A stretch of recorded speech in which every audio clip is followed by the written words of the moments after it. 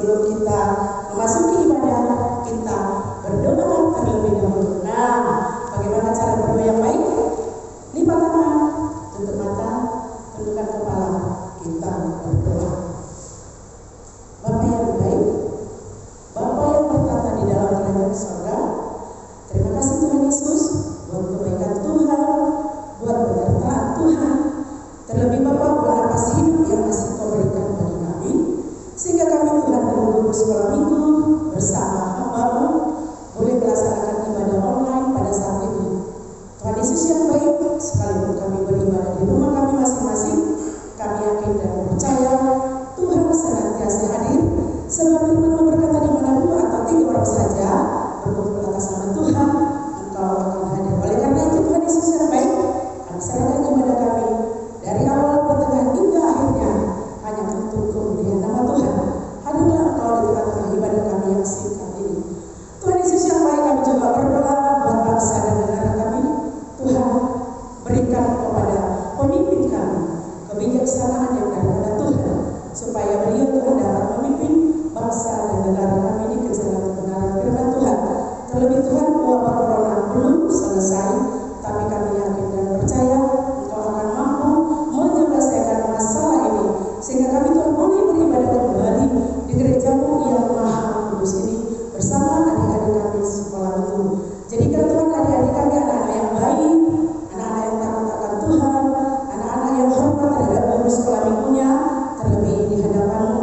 Berikan Bapak kesehatan, jasmani dan rohani, berikan Tuhan kepintaran, karena Tuhan di minggu yang akan datang mereka akan menghadapi ujian semester 2, ujian kenaikan kelas. Bagi Allah tidak ada yang mustahil. Kami yakin dan percaya Engkau senantiasa beserta adik-adik kami sekolah minggu. Khususnya Bapak, pada saat ini juga kami berdoa buat adik kami Ermida Sinaga, di mana Tuhan di hari-hari yang lalu Engkau panggil seorang Bapak dari tengah-tengah keluarga adik kami Ermida. Tuhan Yesus, berikan hiburan yang daripada Tuhan bagi keluarga adik kami Ermida, supaya mereka senantiasa mengandalkan Engkau di dalam kehidupannya.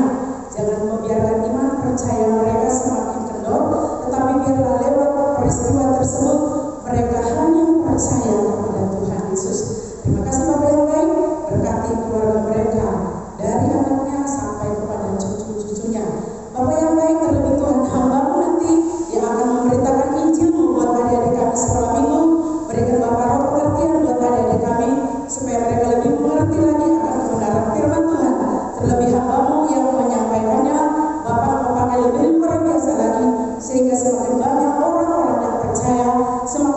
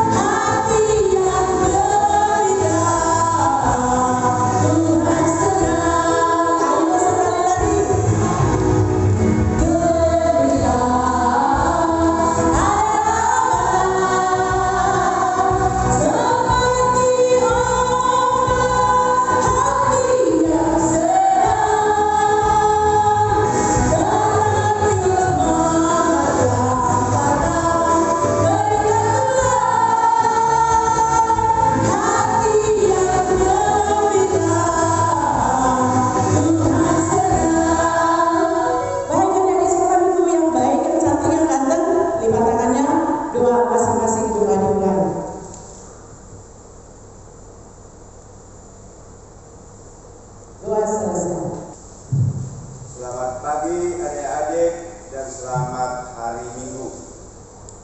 Kita memulai kebaktian kita, mari kita satukan hati dan pikiran, mari kita bernyanyi.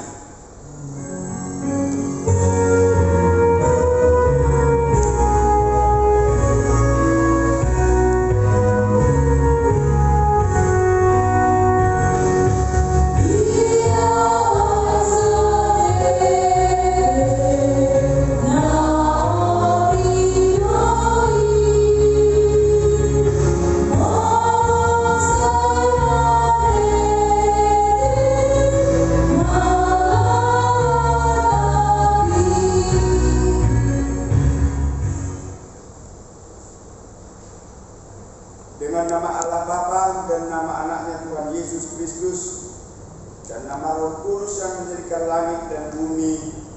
Amin. Kita berdoa. Ya Allah, kasihanilah kami orang yang berdosa ini. Amin. Hukum Tuhan yang ditetapkan bagi kita di minggu hari Pentakosta ini ialah hukum Taurat yang ke-6.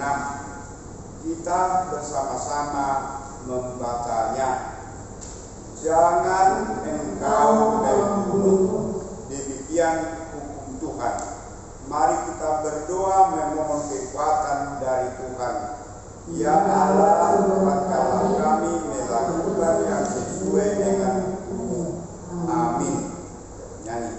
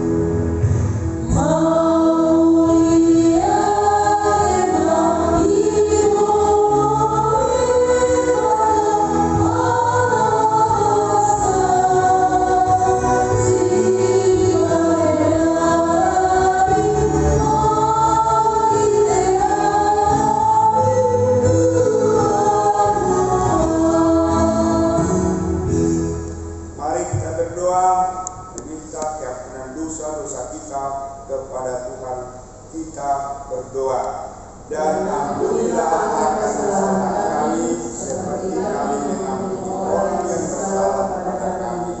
Amin. Epistel yang ditetapkan untuk kita di minggu Pentakosta ini yang tertulis di dalam Kisah Para Rasul pasal 2 ayat 1 sampai ayat 4. Beginilah firman Tuhan. Ketika tiba hari Pentakosta, semua orang percaya berkumpul di satu tempat. Tiba-tiba turunlah dari langit suatu bunyi seperti tiupan angin keras yang memenuhi seluruh rumah di mana mereka duduk. Dan tampaklah kepada mereka lidah-lidah seperti nyala api yang bertebaran dan hinggap pada mereka masing-masing. Maka penuhlah mereka dengan Roh Kudus. Lalu mereka mulai berkata-kata dalam bahasa-bahasa lain, seperti yang diberikan oleh Roh itu kepada mereka untuk mengatakannya.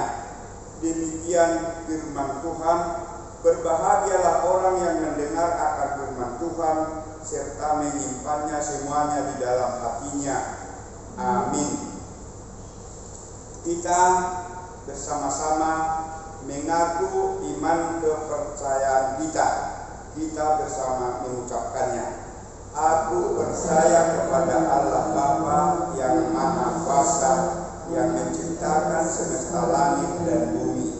Aku percaya kepada Yesus Kristus, Anak Allah yang tunggal Tuhan kita, yang dikandung daripada Roh Kudus, lahir dari gadis perawan Maria, yang menderita di bawah pemerintahan Pilatus, disalibkan, mati dan dikuburkan, turun dalam kerajaan maut, pada hari yang ketiga bangkit pula dari antara orang mati, naik ke surga, duduk di sebelah kanan Allah Bapa yang Maha Kuasa, dan akan turun dari surga untuk menghakimi orang yang hidup dan yang mati. Aku percaya kepada Roh Kudus, satu gereja Kristen yang kudus, pengampunan dosa, kebangkitan daging, dan kehidupan yang kekal. Amin. Kita bernyanyi.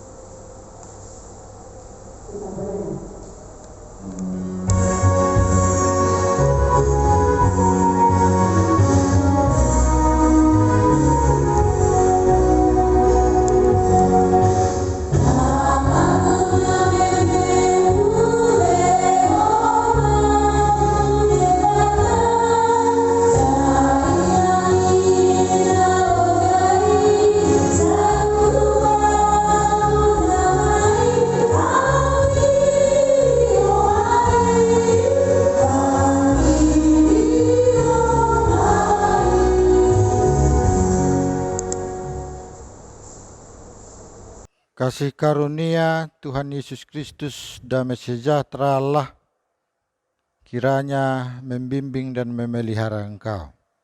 Amin. Selamat hari Minggu adik-adik.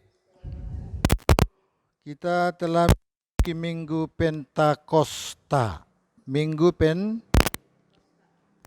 Pentakosta artinya hari ke-50.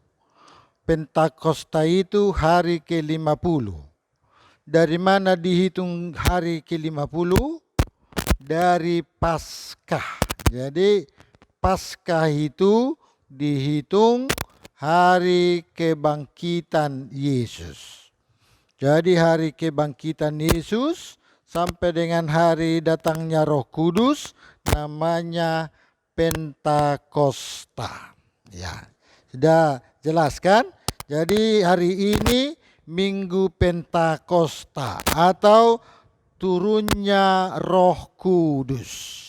Pada Minggu Pentakosta ini renungan kita cerita Alkitab tertulis dari Kisah Para Rasul 2 ayat 1 sampai dengan ayat yang ke-13. Di dalam Kisah Rasul 2 ayat 1 sampai ayat 13 diceritakan bahwa turunnya Roh Kudus itu dikatakan ayat 2. Turunnya Roh Kudus itu dari langit berbunyi seperti tiupan angin keras. Jadi datangnya Roh Kudus itu bukan diam-diam, tapi nyata. Dan dia bagaikan angin yang keras. Ya, turunnya Roh Kudus itu bagaikan angin yang keras. Yang kedua, turunnya Roh Kudus itu di ayat 3 disebut, tampaklah kepada mereka lidah-lidah seperti nyala api. Ya. Jadi tadi turunnya Roh Kudus itu seperti angin yang keras. Yang kedua, turunnya Roh Kudus itu seperti lidah nyala api. Iya. Pekerjaan Roh Kudus itu menerjemahkan itu. Jadi Roh Kudus itu kerjanya buat orang-orang yang pertama menerjemahkan. Jadi orang yang dicurahkan Roh Kudus serba diterjemahkan. Gak ada yang sulit. Tadi guru-guru sekolah minggu mengatakan sudah mau ujian kan? Minggu depan ujian. Kalau Roh Kudus itu menuntun, gak ada yang sulit. Ya, karena mengapa? Sedangkan bahasa yang tidak dimengerti bisa dimengerti. Kita baca ayat yang ke-8 ya. Bagaimana mungkin kita masing-masing mendengar mereka berkata-kata dalam bahasa kita sendiri. Jadi roh yang seperti angin yang keras itu datang, atau seperti lidah nyala api yang datang ke orang-orang yang percaya, orang-orang yang berkumpul dengan berdoa, orang yang suka bernyanyi memuji Tuhan. Ayat 8 dikatakan menerjemahkan bahasa surga. Itu. Jadi bahasa surga itu diungkapkan oleh Roh Kudus kepada seseorang, tetapi banyak orang di situ dari beberapa negara bangsa-bangsa, bahasa-bahasa yang berbeda mengerti. Oh, lebih jago dari Google Translate kan? Kalau translate dibilang dulu terjemahkan. Kalau Roh Kudus bukan, cuman diungkapkan asal didengar, mengerti itu. Jadi orang yang didatangi Roh Kudus, yang dicurahkan Roh Kudus, ayat 8 berkata dalam bahasa surga orang mengerti. Nah, mari kita lihat ayat 9. Bahasa apakah yang dimengerti itu? Pada saat Roh Kudus berbicara, ayat 9 berkata, ada di situ orang Partia. Orang Partia mengerti bahasa Roh Kudus kan? Bukan hanya orang Partia. Disebut lagi di dalam ayat yang ke-9, orang Media, lain lagi. Orang Elam, lain lagi. Orang Mesopotamia, orang Yudea, orang Kapodekia, orang Pontus, orang Asia, orang Frigia, orang Pamfilia, orang Mesir, orang Libya, orang Roma. Bahkan di ayat 11 dikatakan orang Kreta dan orang Arab. Luar biasa. Rupanya Roh Kudus itu bukan mempersulit, tetapi mempermudah. Itu. Jadi kalau datang Roh Kudus kepada sekolah minggu mau melaksanakan ujian ke minggu depan, ya minta biar Roh Kudus bekerjakan sehingga dengan Roh Kudus bisa diterjemahkan. Gak ada yang sulit ya. Tapi harus belajar dulu. Banyak orang belajar karena gak berdoa, gak lengket. Tapi ada orang belajar cuman dibantu Roh Kudus dia membaca terus diingat. Enak kan? Itulah karena doa. Doa itu rahasianya. Makanya hari Pentakosta turunnya Roh Kudus untuk membimbing, untuk mengajari dan sekaligus mendoakan kita. Jadi Roh Kudus itu di samping kita mendoakan kita. Ingatlah, Roh Kudus tidak menginginkan anak-anak Tuhan gagal. Tetapi Roh Kudus selalu menuntun dan menuntun. Pokoknya satu, beriman kepada Yesus. Sekarang hari Pentakosta. Mengapa Pentakosta? Itu diterjemahkan hari ke-50 dalam perjanjian lama. Tetapi di dalam perjanjian baru bukan lagi hari ke-50, tetapi hari turunnya Roh Kudus. Hari 50 itu adalah Yesus bangkit dari antara orang mati sehingga dihitung 40 hari Yesus naik ke sorga. Setelah 10 hari Yesus naik ke sorga, datanglah Roh Kudus. 40 tambah 10 sama dengan 50. Jadi Pentakosta sama dengan turunnya Roh Kudus. Paskah artinya Yesus mati. Sudah jelas? Kematian Yesus tidak lepas dari kebangkitannya. Sehingga Pentakosta menerjemahkan kepada kita turunnya Roh Kudus, membimbing dan mengajari kita agar hidup kita senang buat Tuhan. Amin. Kita berdoa. Terima kasih Tuhan. Tuntunan Tuhan telah begitu berharga. Karena Tuhan peduli dengan anak-anak. Tuhan mampukan mereka di dalam Roh Kudus agar menerima Roh Kudus sebagai penuntun dan yang mampu memahami hidupnya sebagai karunia Tuhan. Amin. Kita bernyanyi sambil menyerahkan persembahan.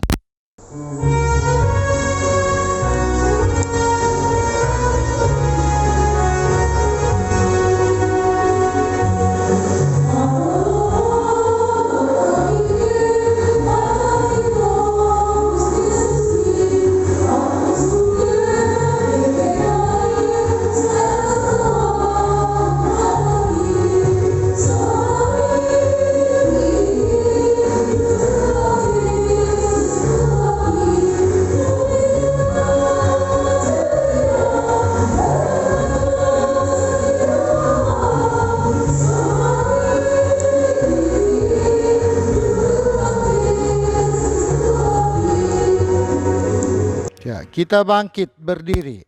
Kita berdoa. Bapa kami Tuhan Allah yang Maha Kuasa yang bertahta di surga, kami mengucap syukur dan terima kasih kepadamu ya Tuhan, di mana Tuhan memperkenankan anak-anak dalam kerajaan-Mu.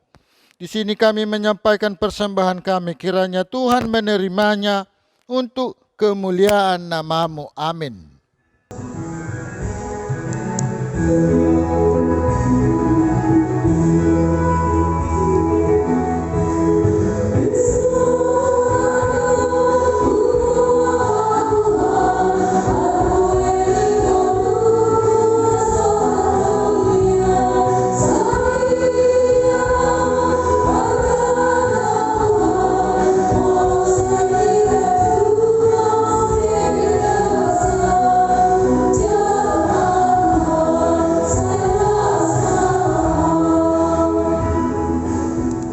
Mari kita sama-sama mengucapkan doa Bapa kami. Bapa kami yang di surga, dikuduskanlah nama-Mu, datanglah kerajaan-Mu, jadilah kehendak-Mu di bumi seperti di surga. Berilah kami pada hari ini makanan kami yang secukupnya, dan ampunilah akan kesalahan kami, seperti kami mengampuni orang yang bersalah kepada kami. Dan janganlah bawa kami ke dalam pencobaan, tetapi lepaskanlah kami daripada yang jahat. Karena Engkau yang punya kerajaan dan kekuasaan dan kemuliaan sampai selama-lamanya. Kiranya Tuhan Allah memberkati kamu dan memelihara kamu. Kiranya Tuhan menerangi kamu dengan wajahnya dan dikasihaninya lah kamu. Kiranya Tuhan menampakkan wajahnya kepadamu dan mengaruniakanmu dengan damai sejahtera.